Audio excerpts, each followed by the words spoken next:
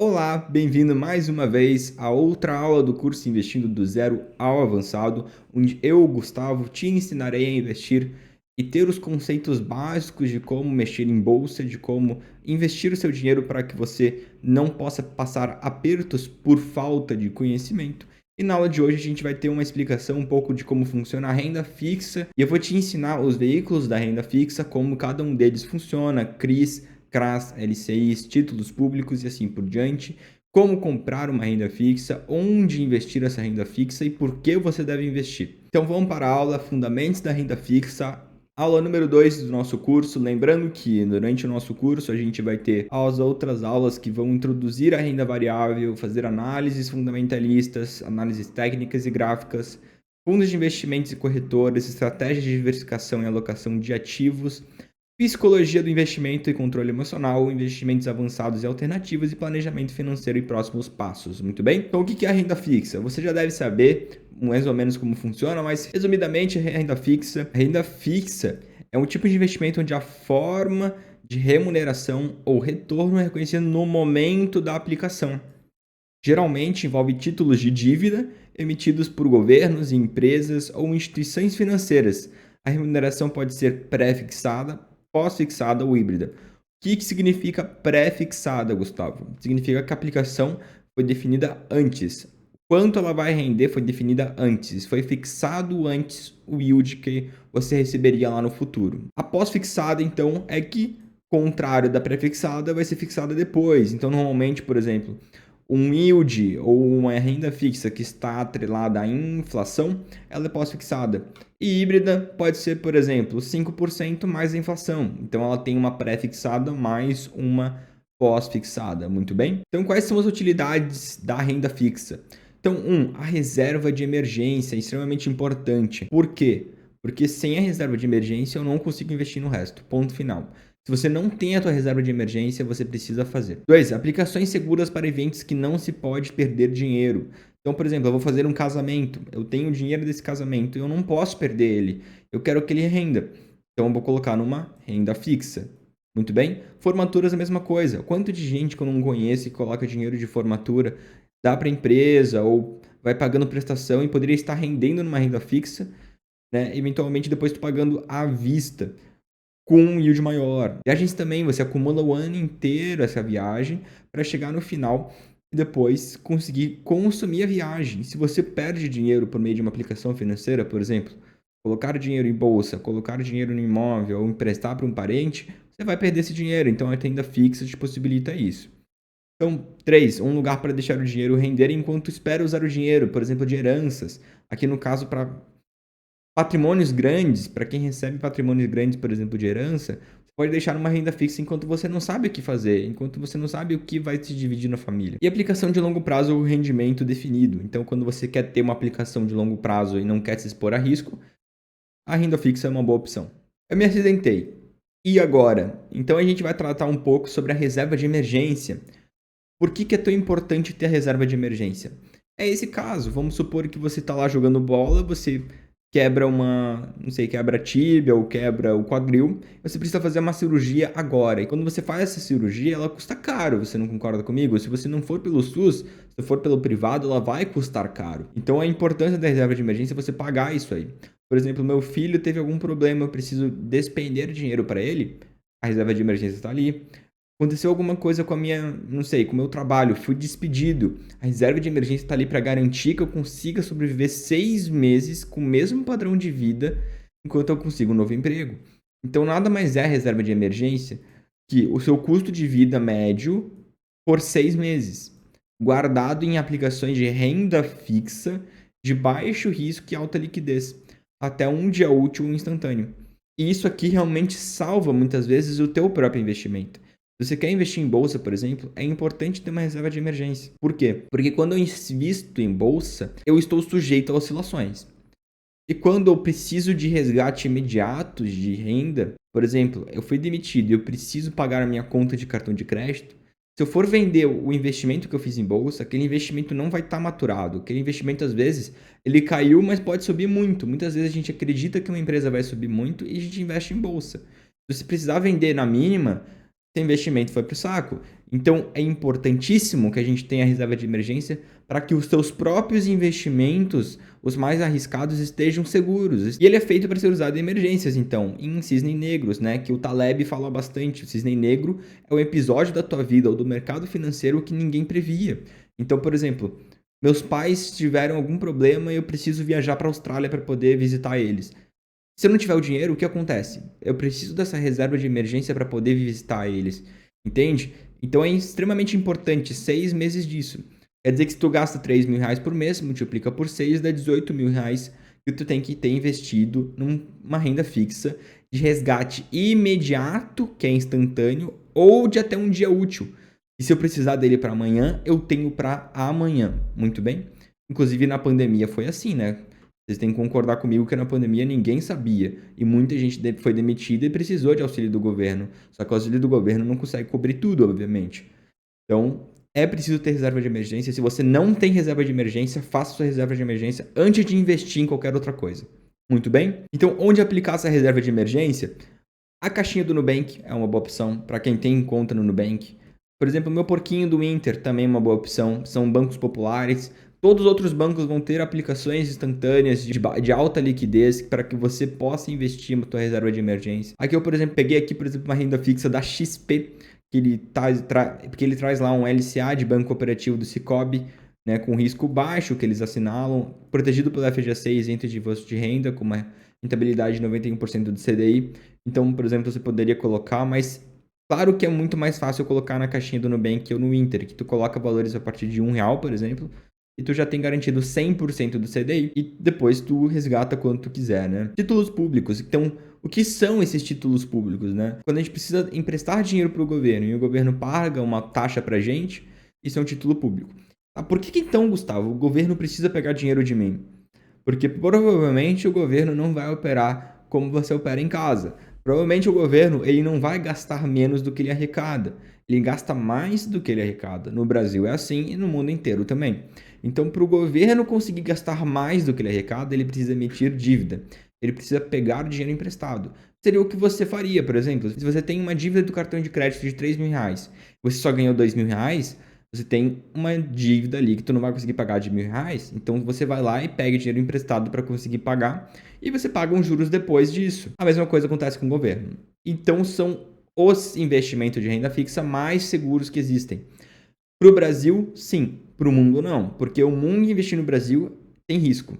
Hoje em dia, o título público mais seguro do mundo é os Estados Unidos. Então, quando você investe lá, né, nos bonds americanos, por exemplo, você está investindo nos títulos públicos mais baratos, digamos assim, em termos de risco-retorno. Beleza? Então, no caso dos títulos públicos brasileiros, eu peguei uma foto de como que eles estão hoje. Então, a gente tem o Tesouro Prefixado 2027 pagando 10%, com investimento mínimo de R$30, vencimento lá em 2027. Então, com R$30 você consegue investir uma taxa de 10% pré-fixada. Temos o Tesouro Selic. O que é Selic, Gustavo?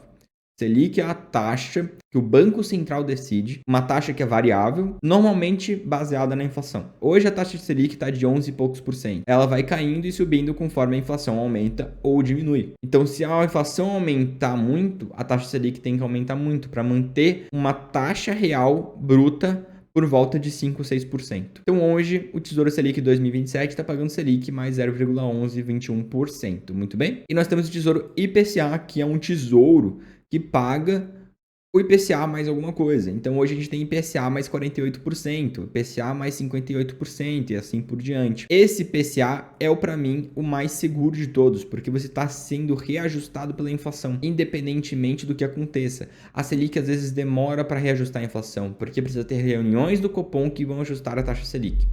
E isso demora. Então, quando tem o IPCA, eu consigo um pouco mais de segurança. Então, quero ter uma coisa segura para o longo prazo, o Tesouro IPCA 2029, por exemplo. O que são os CDBs? Os tão ditos CDBs. CDB significa Certificado de Depósito Bancário. É um título de renda fixa emitido por bancos para captar recursos financeiros.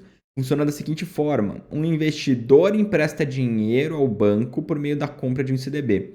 Em troca, recebe uma remuneração que pode ser pré-fixada, pós-fixada ou híbrida, com base na taxa de juros acordados no momento da aplicação.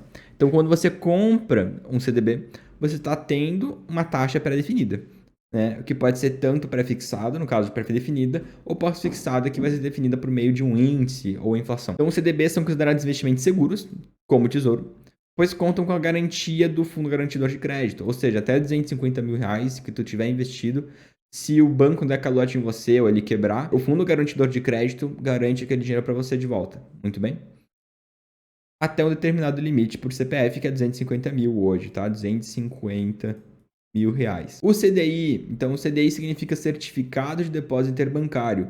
É uma taxa de juros diária que é utilizada como referência para diversas operações no mercado financeiro do Brasil. O CDI é calculado a partir das operações de empréstimo entre bancos e serve como base para a remuneração de diversos investimentos de renda fixa. Tanto que você vai ver lá, um título rendente CDI mais tantos por cento, CDI mais 5%, CDI mais 2%. No caso são os CDBs, LCIs e LCAs, por exemplo. Então o que funciona o CDI? O CDI é que um banco, ele precisa emprestar dinheiro para o outro para ele poder arcar com o que ele precisa ter de dinheiro no final do dia. Todo banco precisa fazer isso. Ele empresta, ganha dinheiro, empresta, ganha dinheiro. E no final das contas, né, quando você chega num dia, tu precisa de mais dinheiro para poder fechar o dia, ele pede dinheiro emprestado de outro banco. Então, isso é o CDI, né? O Certificado de Depósito Interbancário. Tá? Então, geralmente, rendimento de investimento é apresentado como um percentual do CDI. Por exemplo, 110% CDI. Isso significa que o investimento, né, tenderá a 110% da taxa do CDI. O CDI é muito utilizado como benchmark para avaliar o desempenho de diversos investimentos e é uma referência importante para o mercado financeiro brasileiro. Seguindo aqui, a gente vai ter o CRIs e CRAS, o que significa o CRI e CRA. CRI é Certificado de Recebíveis Imobiliários, que é um título de renda fixa lastreado em créditos imobiliários. Isso é importante. Por quê?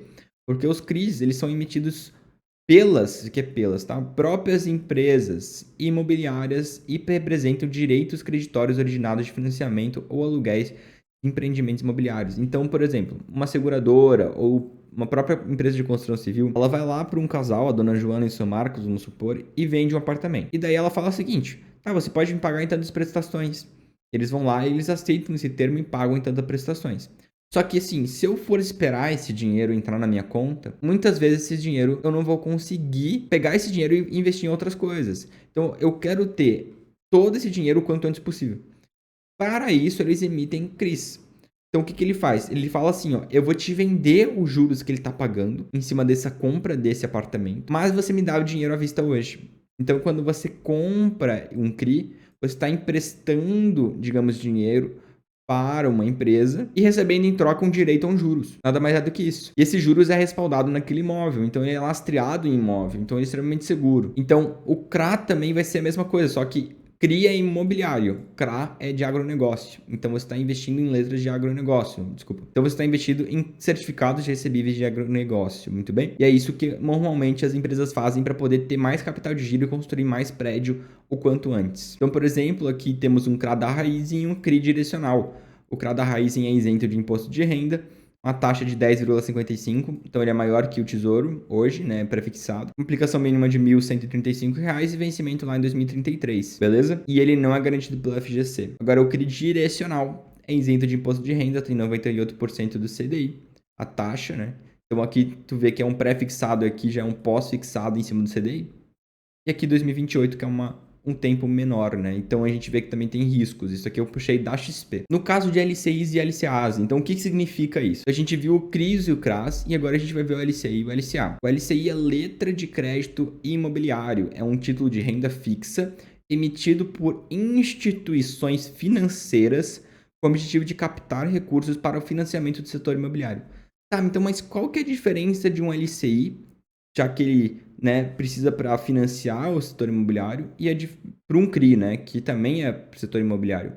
É que o CRI está comprando um juro, muito bem, direto lá do cara que está te vendendo o apartamento, né, por exemplo. Nesse caso, é o banco que emprestou para o dinheiro para o dono, sei lá, para a dona Maria e o seu Marcos, e eventualmente ele quer que você também corra esse risco com ele. Então você vai lá e compra um direito daqueles juros que o banco emprestou o dinheiro.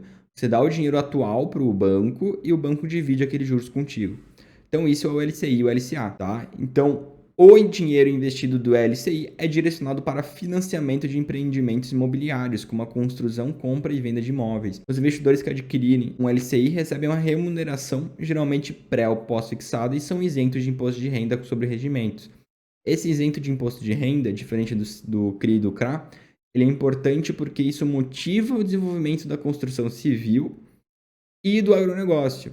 O governo faz isso como forma de estímulo. E o LCA nada mais é do que a mesma coisa, só que com agronegócio. Uma empresa como o Itaú vai lá e empresta dinheiro para o agronegócio vai pagar uns juros para ela, em cima daquele dinheiro que está sendo emprestado, e você pode comprar um direito àquele dinheiro, digamos, aquele juros. Muito bem? Então aqui o LCI e LCA, quais são as vantagens? Possuem isenção de imposto de renda para pessoas físicas e maior rentabilidade média, enquanto as desvantagens é menor liquidez que o CDI. O LCA e a LCI podem ser antecipados caso o devedor queira quitar sua dívida, prazos longos de investimento, custo alto de entrada nas aplicações. Muito bem, são as desvantagens de LCI e LCA. Então agora a gente vai fazer uma simulação de juros compostos. Vamos supor que você tenha R$10.000 para investir. Onde que eu vou investir isso? Qual que vai ser a taxa de juros? Como é que eu vejo quanto que eu vou ter daqui a pouco? Você pode procurar a calculadora de juros compostos na internet e vai achar modelos mais ou menos iguais a esse. Então, no caso de R$10.000 investido a 5,5%, que eu mostrei para vocês, que hoje existe um tesouro IPCA que paga inflação mais 5,5%. Quer dizer que isso aqui é provável de ter hoje no mercado. Se eu somar 10 anos da rentabilidade composta desse investimento de 10 mil, eu vou chegar a um patamar hoje de R$17.000,81. Então eu vou ganhar de juros R$7.000. Isso é uma grana muito grande. Então o tempo vai fazer uma diferença muito grande para os seus investimentos. Muito bem, então quais são os fundamentos para escolher uma renda fixa? Toda renda fixa eu vou ter que ver entre o risco, o tempo e o retorno. Obviamente eu já mostrei isso na aula 1 e na introdução, né? Então o tempo que você deixar a renda fixa, quanto maior o tempo, maior a rentabilidade. Porque mais risco tu corre daquilo ali falir. O risco está atrelado a esse tempo. Então, quanto maior o tempo, menor o risco, vai ser uma rentabilidade. Quanto menor o tempo, maior o risco, vai ser outra rentabilidade. E o retorno vai ser a consequência desses dois fatores se autocomunicando. Muito bem? Então, o retorno vai sempre medir o risco com o tempo na renda fixa. O custo do dinheiro parado. O que é isso?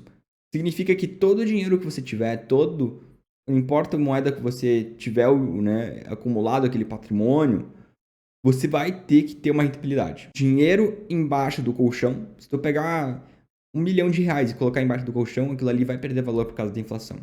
Então eu preciso precificar a inflação em tudo, desde que seja nos Estados Unidos até no Brasil. Então, quando eu olho para o mundo, eu tenho que achar o lugar que é mais seguro de investir meu dinheiro. E normalmente esses lugares são os governos. Principalmente os governos que nunca deram calote. Então, quando eu pegar, por exemplo, Estados Unidos, Austrália, Reino Unido, esses países são extremamente seguros para emprestar dinheiro para o governo.